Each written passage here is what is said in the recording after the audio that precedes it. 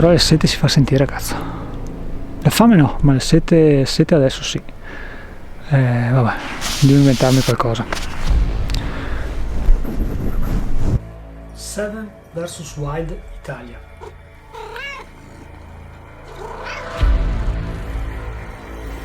Pesù mi chiama e mi fa: facciamo un'uscita invernale, ce ne andiamo sulla neve, ce ne andiamo a circa 2000 metri, però devi scegliere 7 oggetti e portare solo quelli.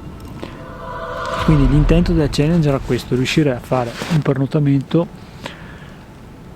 solamente con 7 oggetti, salvo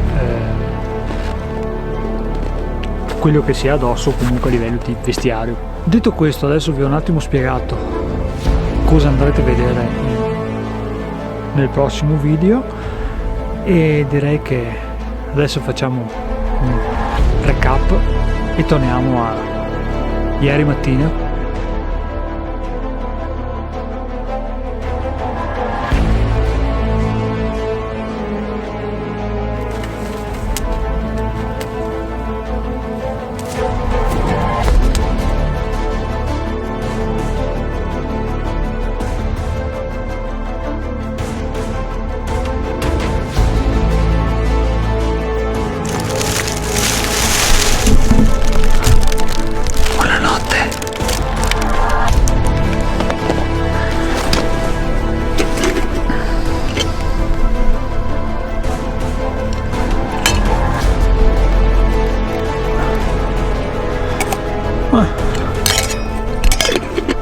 Prima di andare nel bosco vi faccio vedere un po' cosa mi sono portato, come mi sono attrezzato, 2 o 3 dettagli tecnici e poi andremo a vedere com'è andata. Ciao a tutti e restate sintonizzati. Ciao! Prima di lasciarvi al video dell'uscita vera e propria, volevo farvi vedere un attimo più nel dettaglio i 7 oggetti che ho portato e come ero vestito. Poi vi farò vedere anche quei 2 o 3 oggetti che avevamo come dotazione extra per il trasporto, per la sicurezza e per registrare giustamente l'uscita che poi andremo a vedere. La scelta dei miei 7 oggetti si è basata intanto inizialmente soprattutto sulle mie conoscenze, sulle mie capacità. Ho fatto un attimo di mente locale, ho detto cosa so fare, cosa posso portarmi, come so utilizzare certi oggetti e soprattutto nello specifico nel poter scegliere dei materiali che potessero avere più funzioni. Se la vostra scelta ricade su attrezzatura polifunzionale, avrete una possibilità in più di districarvi in quelle che possono essere le eventuali necessità del momento. Partiamo per la parte più critica a livello di freddo, quindi la notte. Ho deciso di portare il sacco più pesante che ho, è un sacco della Thermarest, il Saros -7 di temperatura comfort. È un sacco fantastico, grande, morbido, i materiali di danno sono bellissimi, è fantastico dormirci all'interno. L'unica particolarità in un'uscita tipo questa, dove il materassino era tra le liste delle cose vietate, è che questo sacco a pelo ha una zona nella zona centrale posteriore non presente imbottitura, perché questa fascia di imbottitura l'hanno spostata sulla parte superiore in modo da creare un riparo di più per riuscire a contenere di più il calore. Questi sono sacchi studiati per essere utilizzati con dei materassini invernali, sempre della Thermarest. Secondo oggetto, le ciaspole. Ho portato le ciaspole perché sapevo che comunque avremmo dovuto camminare parecchio, non sapevo la condizione della neve effettiva com'era, se il tracciato era tutto ben battuto, se la neve era portante, se la neve era morbida, se era bagnata, se era farinosa. Quindi ho detto meglio portare le ciaspole. Comunque ricordiamoci che con un po' di pazienza e un po' di fantasia le ciaspole ti possono anche venire in aiuto nel caso dovessi scavare. Queste sono le mie solite ciaspole della Tubes, di Flexwork. Kit Fuoco ho fatto una scelta poco bushcraft, poco bella da vedere, però rapida, perché ho detto se sono lì, se magari incontro delle difficoltà durante il giorno, devo accendere il fuoco, devo essere sicuro di riuscire a accenderlo veloce e senza grossi problemi. Quindi ho portato un semplicissimo accendino. Questi funzionano bene anche se fa tanto freddo, comunque te li tieni in tasca, li scaldi un pochino e anche se si bagnano riesci ad asciugarli, smadonni un pochino, però comunque funzionano. È uno spago in fibra naturale, per darvi un esempio è un simil canapa, ha una buona tenuta, quindi vi permette di fare delle legature, di fare qualche accrocchio, è un filo intrecciato ed è ottimo come esca per il fuoco. Ne basta un pochino, ne tagliate un pochino, ve lo sfibrate tutto quanto, vi fa una bella pallina e prende fuoco, funziona benissimo. Ho portato un pentolino col coperchio, perché a forza di bere cenere nel tempo ho imparato che i coperchi sono lo strumento definitivo. Questo è un pentolino della Tomshop, particolarità del titanio, scalda velocemente, però attenzione perché si raffredda altrettanto velocemente. Quindi se lo togliete dal fuoco e lo posate sulla neve, un paio di minuti e quello che c'è dentro è freddo, quindi attenzione perché bisogna avere delle accortezze. Ho portato come strumento da taglio l'accetta della Ultraforce. Qui spendo un secondo in più per il ragionamento. Sono stato molto in dubbio su che strumento da taglio portare. Inizialmente ero propenso di portarmi il seghetto, perché ho detto comunque con quello vado più veloce nel caso che mi devo costruire un riparo, che devo fare la legna, se trovo qualche pezzo di legno, qualche tronco un po' più grande da segare. Con il seghetto fai molta meno fatica, vai molto più veloce, è più sicuro perché comunque sei meno a rischio infortunio. Però ho fatto la scelta di portare un solo oggetto da taglio, ho considerato che comunque il seghetto aveva un limite, perché se mi trovavo a fare un picchetto o qualcosa del genere avrei dovuto faticare molto di più. Avrei potuto portare un coltello medio grande, ti permette di fare sia un po' di chopping, ti permette di fare lavori un po' più di fino, però comunque poi fai tutto un po' male, me la rischio, mi porto l'accetta. So che farò più fatica nel momento di procurarmi le legna, soprattutto per il fuoco e soprattutto su dimensioni un po' più grandi, perché comunque ti fa sprecare delle energie. A mio avviso è molto più versatile come unico strumento da taglio. Considerate che con un'accetta affilata bene, con un po' di cautela, riesci a fare anche qualche lavoretto di fino. Ultimo oggetto, tenda d'emergenza. Il materiale è il Mylar, lo stesso delle coperte isotermiche, solamente che questa è tutta argentata su entrambi i lati. Sono due teli lunghi circa un paio di metri e vanno a creare un triangolo, quindi due lati e parte sotto. La puoi usare anche come barriera per riflettere il calore davanti al fuoco, quindi fuoco da una parte, magari cerchi qualcosa, una pietra, una struttura che ti possa fare da riflettente naturale, dietro di te metti questa, comunque ti crea una piccola bolla di temperatura che ti permette di stare confortevole. Non è uno chalet, però ti fa stare bene. Era la prima volta che le usavo e mi sono trovato veramente bene contro il rumore, perché ogni volta che ti muovi fa solo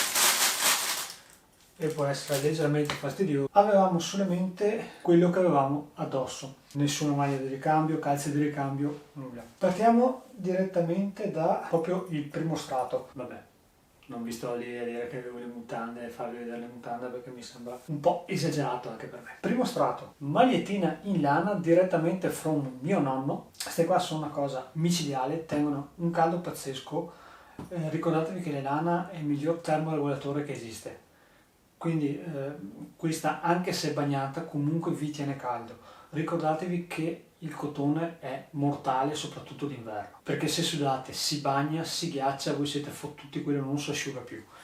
La lana invece, anche se sudate, comunque si inumidisce, si bagna, tiene caldo. Impariamo dai nonni. Un completo tecnico della Waze, tutta robetta che trovate comunque alla Decathlon a cifre abbordabili e consigliatissimo. Questo ce l'ho da 2-3 anni, va da Dio.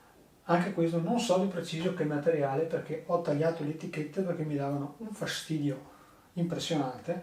Comunque è un materiale tecnico felpato. Ai piedi avevo un paio di calzini normali, i sacchettini, quelli che ci metti la carne, metti in cella, e sopra un paio di calzini, anche questi sono in 80% lana, 20% sintetico. Ho usato questa combinazione perché io so che comunque se le temperature non sono molto fredde tendo comunque a sudare un pochino, fare un po' di condensa. Quindi ho preferito usare questa tecnica in modo da trattenere tutte l'umidità e il sudore tra il calzino e il sacchetto. Questo mi ha permesso comunque di arrivare a sera con il calzino esterno e lo scarpone asciutto, perché soffro parecchio il freddo ai piedi, quindi a forza di geloni e di bestemmie ho imparato questa tecnica, sto molto attento su questo discorso. Questi sono i miei scarponi della Salomon, temperatura comfort di -5. Poi avevo un micropile, questa felpa sempre della Decathlon, questa è molto grossa, l'esterno è tipo in pile, questa va benissimo perché ha anche il cerniera sotto le ascelle in modo da poter regolare la temperatura. Poi avevo il completo che avete già visto più e più volte della Solognac, un completo da caccia, pantalone imbottito ridutore repellente e il giubbotto, sempre stesso materiale, bello grosso. Avevo il Shemagh che non ho mai usato, i guanti che ho usato pochissimo e al posto del berretto ho portato questo passamontagna che durante il giorno ho utilizzato ripiegato come berrettino e alla sera tiro giù tutto, chiudo e mi infilo in testa quando mi infilo nel sacco a pelo. Magari se avete qualche domanda riguardo all'abbigliamento un po' più specifico perché ho fatto questa scelta, me la mettete sotto. Ho cambiato la batteria scarica con una ancora più scarica che può essere fermata, quindi vediamo di rattoppare.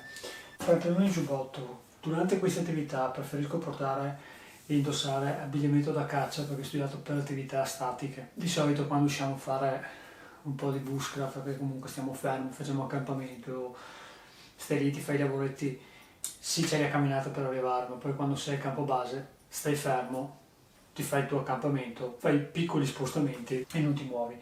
Io utilizzo questo tipo di abbigliamento spesso anche quando riesco a fare fotografia, perché comunque stai fermo. Per le attività statiche l'abbigliamento da caccia non lo passa nessuno. Adesso vi faccio vedere al volo cosa ho utilizzato per filmare e cosa avevo come kit d'emergenza. Per filmare ho portato l'action cam delle Sony, quindi ho usato questo accrocchio, un palettino piccolino del Manfrotto, questa staffa, vabbè, è una staffa di supporto, quindi avevo action cam e il microfono che adesso non lo vedete montato perché è sulle videocamere che mi sta registrando. Poi vi faccio 2 riprese di com'era il setup con il microfono. Portando questa ho dovuto assolutamente portare un power bank della Autoxe. Ho portato una torcia, anche se non l'ho mai usata durante la sera, però l'ho utilizzata e poi vedete per fare alcune riprese. Questa è la True Night, la TH30. Il tutto l'ho trasportato dentro questo zaino perché comunque portarmi tutto sotto le mani mi sembrava poco simpatico. Quindi dentro lo zaino avevo tutto questo materiale, avevo il giubbotto perché comunque l'ho utilizzato solo la sera e questa bustina, questa sacca stagna delle Lomo, dove all'interno avevo il cellulare che ho messo quando sono partito, l'orologio perché il cellulare e l'orologio non li avevamo e li ho lasciati da una parte insieme a un paio di occhiali di scorta perché chi porta gli occhiali meglio se ha gli occhiali di scorta e questa pouch, dentro ci sono delle bende, un po' disinfettante, qualche medicinale, cerotti, è un piccolo kit pronto soccorso, emergenza, questo ce l'ho sempre, dentro c'è un po' di tutto. Questo è quanto per quel che riguarda gli oggetti che ho portato, l'abbigliamento, i gadget di sicurezza, trasporto e le attrezzature video che abbiamo portato in questa uscita. Mi stavo scordando una cosa. Quando prima vi ho parlato del sacco a pelo vi ho detto che sulla parte inferiore non è presente l'imbottitura. Altro motivo per cui ho scelto l'abbigliamento da caccia, oltre il fatto di essere studiato per le attività statiche, tutto questo poi è finito sotto il sacco a pelo. Sotto questa zona io avevo il giubbotto, il pantalone e la felpa. Poi ho messo il sacco sopra. In questo modo ho utilizzato tutto l'abbigliamento che avevo, perché comunque io dormo solo con l'intimo tecnico e il micropile. In questo modo avevo tutto questo strato aggiuntivo di isolamento sotto. Vi ringrazio per essere arrivati fino a qua, spero il video vi piaccia. Se non vi siete ancora iscritti, iscrivetevi e se avete domande scrivetemi. o qui su YouTube o su Instagram, comunque io cerco di rispondere sempre a tutti, e quindi buona visione, alla prossima, ciao ciao!